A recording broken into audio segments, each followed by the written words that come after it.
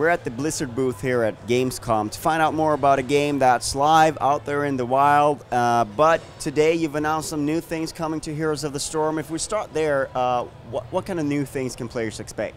Well, we've got a number of new heroes coming to the game over the next couple of months. We've got Karazim, who's our support Diablo character, a monk, who's very easily respec'd from either a support character to more of an assassin character or a hybrid in between.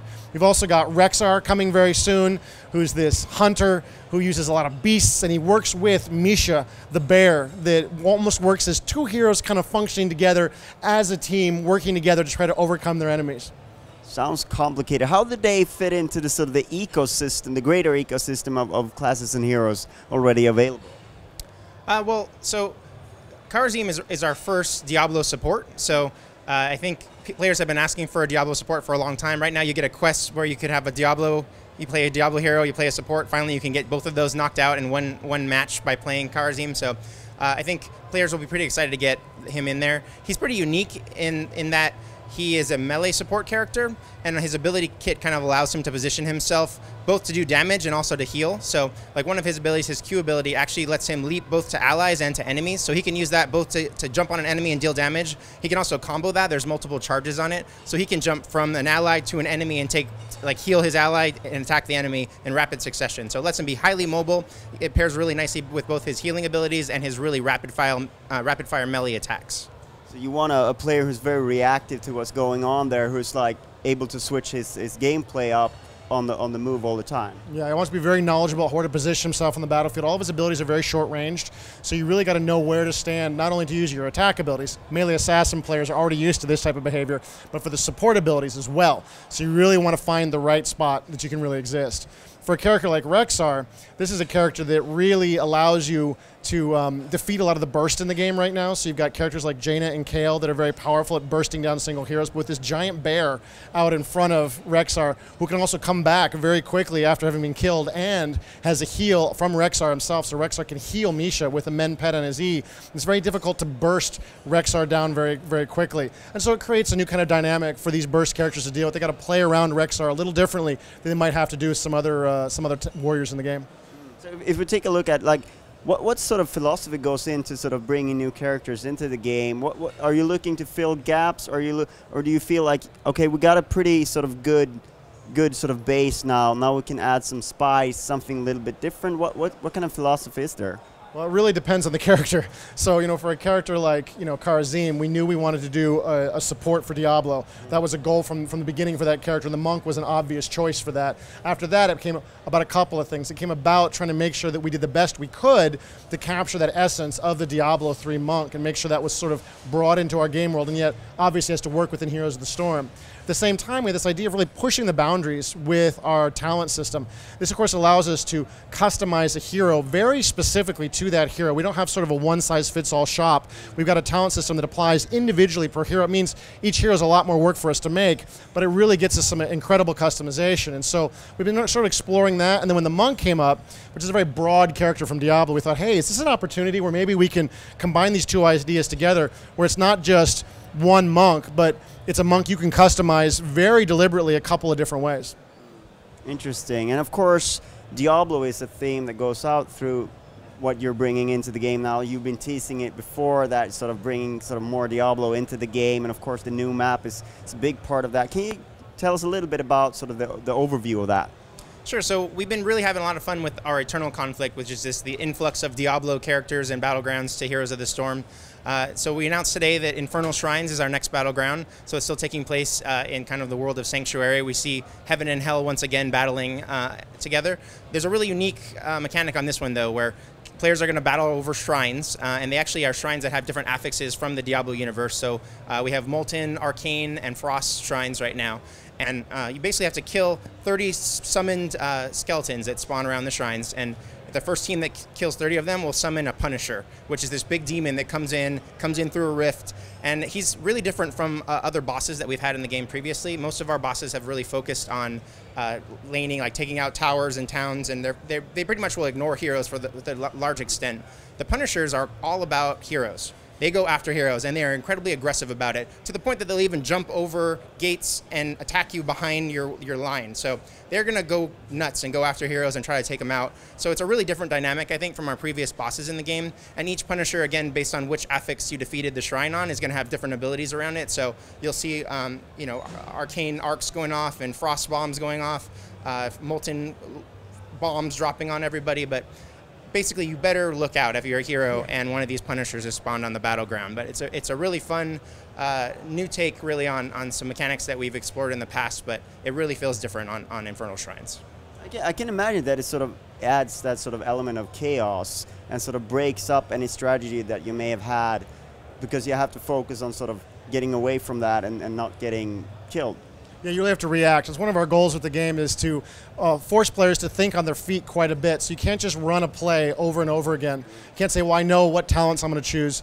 I know, what build I'm going to go for. I know exactly how we're going to play, because a character like the Punisher might jump in and very badly disrupt your carefully laid plans, and you have to work quickly as a team together to overcome that problem. Or might be scenarios where I had my planned talent build, but I'm suddenly finding I'm dealing with Illidan, who's hunting me aggressively. This guy's got my number. I need to adjust my talent build for a little more survivability. And so we're always looking for those opportunities to create uncertainty, to sort of make you constantly be thinking, okay, how do I win now? How do I win now? How do I adjust my gameplay to this new situation that's suddenly been put in front of me? And it's interesting as well, because it also has that sort of tactical offensive dimension to it. What shrine do you focus on? Because what would do most damage to the other team? Yeah, I think you definitely have a lot of choices being made, and I think Heroes of the Storm is really all about choice, from the hero that you select to your talent choices that you make. Now that we introduce a character like the Monk, you're getting to choose traits now on the Monk that really change the way they play. So with Infernal Shrines, definitely picking which one you want to beat and timing yourself to get the right shrine at the right moment, to get the right affix that you want, definitely changes gameplay up a lot. So obviously people have been playing Heroes of the Storm for some time, but it's been 2 months now that it's been sort of live officially, the final, when you A version, certainly. So what's the experience been like for these couple of months and even further back, and how do you look ahead at the game? Well, it's been absolutely incredible. We've received a huge amount of support from the community. We had millions of players sign up for our beta, and that was one of the longest betas I think we've ever done inside Blizz. Certainly the longest beta I've ever been a part of. And it was absolutely awesome to get all that feedback. We've still got a very passionate community who's giving us tons of feedback about the game, and we're getting lots of opportunities with these patches, every couple of months to really update the game and make some substantial improvements. And so it's great to be able to continue to work on the game. When we've done box products in the past, you'll do your box, you get some chances to patch the game going forward, but at some point you also need to focus on the next box. With a game like Heroes, we're constantly allowed to keep updating it. We're always, a couple of weeks away from our next patch internally. We're always about to lock something out, and so there's always a chance to take more feedback, do something to make the game a better experience. So it's been a great ride. It's a great way to make a video game. How do you sort of describe the community if you compare it to other Blizzard projects or other games that are on the market? Sort of, who is playing it? It seems like a game that I think has a really broad appeal. Like, we try to make it, like we always do with Blizzard games, really, really accessible and easy to get into. And so I've heard from everyone playing it, from people who've never played this type of game before, to veterans who have been playing for years and played thousands of games. So I think we try to set out to make a game that anyone can jump into, they can find their fun in, and so far I really feel like we've been hitting that. And like Dustin said, since it's kind of always evolving, it's always something that we have the opportunity to constantly make updates and improvements to. We're able to react to that feedback, react to what we're seeing in our game data, how people are interacting with the game, and keep improving it and making sure that we can appeal to as many players as possible. And since it's a free-to-play game, it's awesome because anyone can jump in and try it now, which is awesome. I think one of the things I've been so impressed by with our community is they've been such a very positive group of people. I think the people who've come to join us understand this is a team game. They understand they need to work together as a group to be effective. And you certainly will. There's certainly the occasional player who'll be toxic, but my personal experience has been very positive with players who are going out of their way to take responsibility when something didn't go right, to go out of their way to encourage somebody who's maybe not feeling quite ready. I've had games that I've lost badly where we almost came back, but we didn't. And the other players and I are all saying, dude, you were great. No, you were great, right? As our core is blowing up. And that's been a unique experience for me. I've certainly never had that like in a first-person shooter as we're losing, where we're saying, dude, you're the MVP. No, you're the MVP. So it's been a great community. I absolutely love the Heroes of the Storm community. Very passionate community about what we're trying to build here. I think a lot of the people that have joined us at this point understand we're trying to build this team experience. We're trying to build something that's a little bit different from what you've played out there in the marketplace. And they're on board and they're evangelizing this kind of unique take on a team game experience. So what are your thoughts on the sort of the more competitive scene, the sort of the pro teams and that sort of thing? Yeah, I think we've already started seeing some really cool tastes of this. You know, I think the first real example that we saw was earlier this year. We did our Heroes of the Dorm tournament, which was a collegiate tournament in North America. And that culminated with a live final that we did, and we broadcast on TV in North America. And I think we really started seeing some amazing gameplay there, and that was just from college students.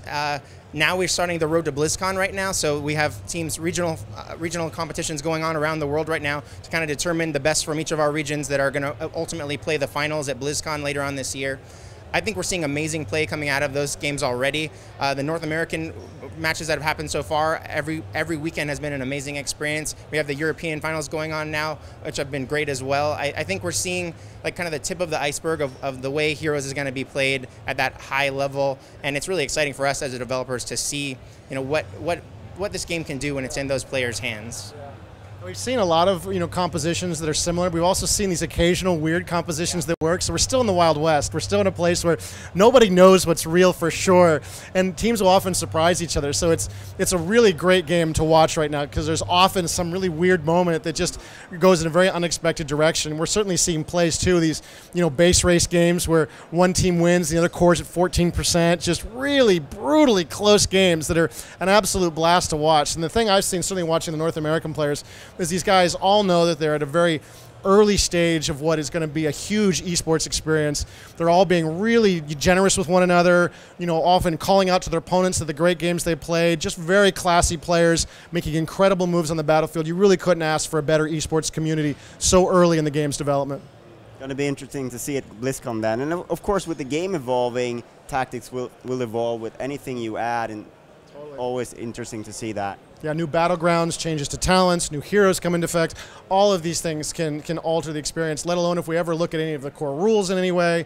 How do we handle stunts? I mean, that stuff ever changes, right? So we're obviously, in a place right now. We finally gotten our PTR up as well, which is very exciting, where we're able to put some of this stuff out. Our battlegrounds can go out early. We can put our heroes out early to give the community a chance to give us feedback on this stuff. But yeah, it's been a great ride so far, and we've got an exciting year ahead of us for esports and for the game in general. We usually close off with sort of release dates and that sort of thing. We can't do that. Heroes of the Storm is officially out there. People are playing it, but we're looking forward to seeing what the competitive scene is going to do at BlizzCon. And of course, you can catch up on everything about Heroes of the Storm on Gamereactor. Thank you so much for your time.